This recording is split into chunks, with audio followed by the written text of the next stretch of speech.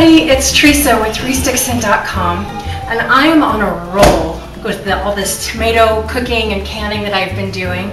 Since I live in Modesto and everything grows here, I can get the most amazing tomatoes for dirt cheap.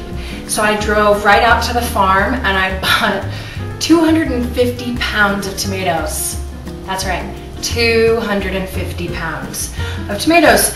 And as much as we love salsa in this house, and it's a lot, there's only so much salsa one family can eat.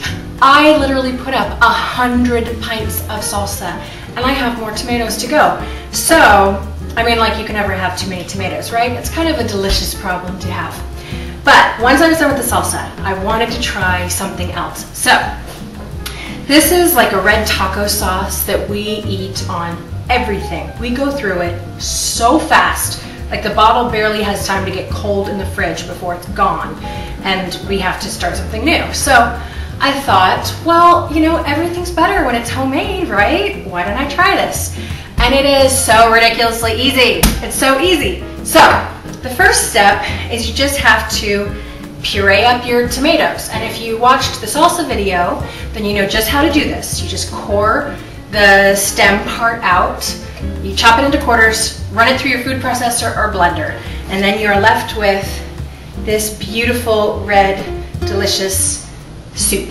So from here I'm going to throw it on the stove and I'm going to cook it for about, I don't know, 20 minutes, half an hour at a medium heat. You don't want it to burn, you just want all those wonderful flavors to get extracted with that heat. You don't want like the sharpness of the raw, you want that beautiful richness of the cooked, right? So let it go for like half an hour and then we will blend it and strain it. So I'll let it cook and we'll move on from that next step in just a second.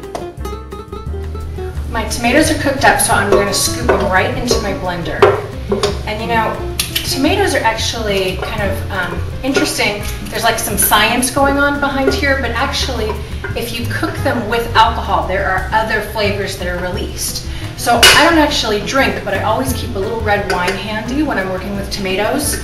And if you want to use it, that's the step you would. Cook it with just a splash or two of red wine, and that'll bring out a whole other complexity of flavors. So with that all cooked, I'm just going to give it a whir in the blender.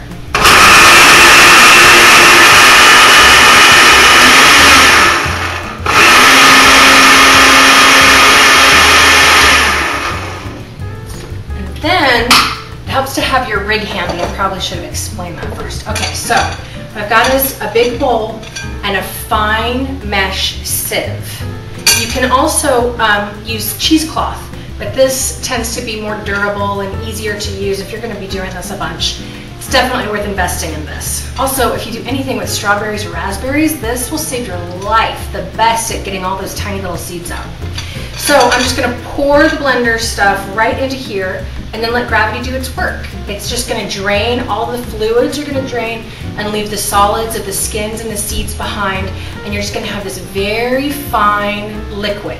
So once you have that done, you put it in your big pot. I've already got mine going on the stove back here, my big trusty pot I use for canning, and I've got some tomato sauce already cooking away in there that I've made just like this. So once it's all strained, then you're going to take a couple of cloves of garlic, and with your big knife, hold your knife parallel to your countertop. I'm going to just demonstrate up here so you can see. So if my hand is the countertop, you hold your knife like this, place it right on top of the garlic, and with the heel of your hand, you just go pop, and that'll kind of burst the garlic open so that you get some of that garlicky flavor cooking in your sauce. You don't want to smash your garlic with like a garlic press, because that actually increases the bitterness, that bitter flavor of garlic. This is a nice happy medium between a very mellow garlic and too bitter. You get plenty of the garlic flavor without that overwhelming bitterness that you get when you run your garlic through a garlic press. So just a little pop, and then put it in your big pot, and you'll also need a bay leaf. So with the garlic and the bay leaf, just let this simmer and simmer and simmer for a few hours. Just go on about your day. Make sure the heat is low enough so you're not burning anything. And just give it a stir, you know, every time you walk through the kitchen until it starts to develop a little bit of thickness to it. And then we'll start adding a few other spices to make it a gorgeous sauce. It's late in the evening. I've had these tomatoes cooking all day long. So what I've done is I've run it through a colander so I can get out all the bay leaves and the little piece of garlic and anything else like that. And so now I have this really lovely thick sauce, but it's still just basically tomatoes, you know, with just a little bit of flavoring. So I'm going to add some more good stuff to make it actually taste like a taco sauce. So I have about 5 cups of tomatoes here.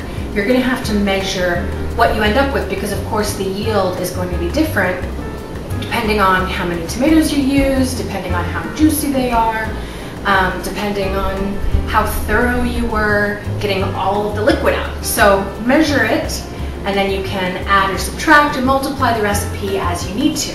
So I have 5 cups of tomatoes here, and to that I'm going to add 1 cup of vinegar. This is apple cider vinegar. I prefer to use apple cider whenever possible because it just gives an extra level of flavor, and you should never miss an opportunity for flavor. So why use white vinegar when you can use apple cider and give it just a little extra dimension? So 1 cup of apple cider vinegar.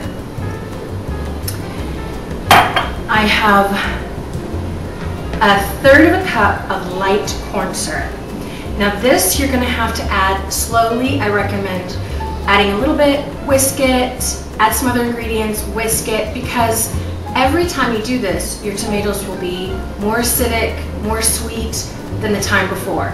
So the corn syrup is the sweetness, it's a sugar, and because it's not a grain, it will blend into the sauce really nicely. You won't get any little undissolved particles. So you're going to have to just be a chef, be a cook, and just kind of taste as you go and decide when's enough, when's too much, to get it the way that you like it. So I'm going to go ahead and add most of that right now, save a little for fine tuning later. Then I've got my chili powder. I'm going to add 2 tablespoons of that. But again, you are the chef here, so you can add more or less depending on how spicy you like it. You can add different varieties of ground pepper if you like. Here's 1 and 2. And then 1 tablespoon of salt. Woo! I'm getting a little bit carried away. And then a teaspoon of cayenne pepper. I'm actually using this ancho chili pepper this time. The point is just using different kinds of peppers gives you more depth, more complexity to the taste. And since a lot of what you'll just have is, you know, hot, it's nice to have a little bit of diversity there. So 1 teaspoon of my ancho chili pepper, or you can use cayenne pepper. Then just use a few drops of your favorite hot sauce. So let me grab my trusty old Tabasco from the fridge. And it's about half a teaspoon, or just kind of shake until you feel so inspired. Give that whole thing a whisk.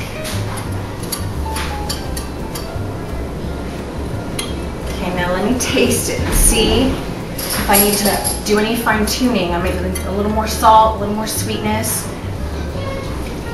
depending on the makeup of those tomatoes I started with.